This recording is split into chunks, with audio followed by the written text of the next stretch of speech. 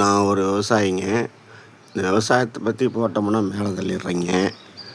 ஆ மேலே தள்ளுனா எப்படி? அதே மரம் சாப்பாட்டை தள்ளி விட்டால் பரவாயில்ல, சாப்பாடு இல்லைன்னா உயிர் இல்லை. அதே மாதிரி விவசாயம் இல்லைனாலும் உயிர் இல்லை, பொருள் இல்லை.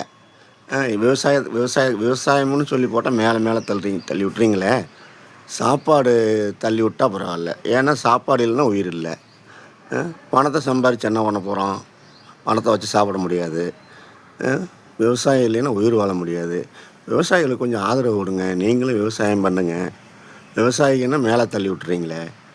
ஒரு வீடியோ போட்டோம்னா விவசாயம்னா டக்குன்னு மேலே தள்ளி விட்றீங்க. விவசாயம் இல்லைன்னா உயிரே கிடையாது.